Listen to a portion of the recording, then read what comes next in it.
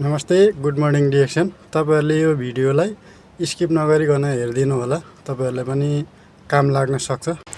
तपाईहरुले यो फोटोमा देख्न सक्नुहुन्छ, यो चाहिँ मान्छेको स्वरूपमा खानेकुराहरुलाई राखिएको हो। यो चाहिँ दुई थरीको खानेकुराहरु छ। यसमा चाहिँ एक थरीको छ, यो अगाडिको चाहिँ अल्कलाइन फुड।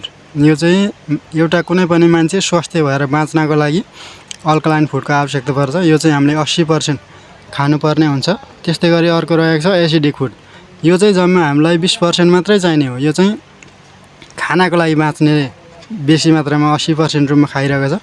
हामीले खाना चाहिँ कोहीले चाहिँ बाँच्नको लागि खाइरहेको छ भने कोही चाहिँ खानाको लागि बाँचिरहेको छ यो संसारमा मान्छे चाहिँ।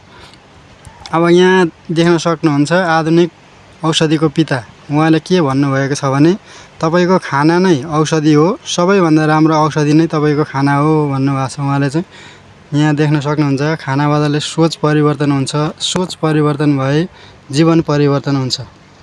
सबैभन्दा अगाडि हामीले चाहिँ सोच परिवर्तन गर्नुपर्ने छ, त्यसको लागि खाना परिवर्तन हुनुपर्ने रहेछ। अहिले अगाडि चाहिँ यो अल्कलाइन फुड 80% खानुपर्छ भनेको थिए। अब त्यो भित्र चाहिँ एउटा मान्छे स्वस्थ भएर बाँच्नको लागि अल्कलाइन फुड चाहिँ के खानुपर्ने रहेछ त भनेर चाहिँ यसमा हेरौँ।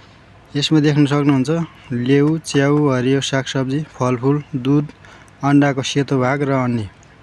कुनै पनि मान्छे चाहिँ सधैँभरि स्वस्थ रहिरहनको लागि यो अल्कलाइन फुड चाहिँ 80% खानुपर्ने हुन्छ हामीले। तर अहिले चाहिँ व्यवहारमा चाहिँ हामीले जम्मा 20% खाइरहेको छौँ यसलाई। त्यस्तै गरी अब अर्को रहेको छ यो एसिडिक फुड।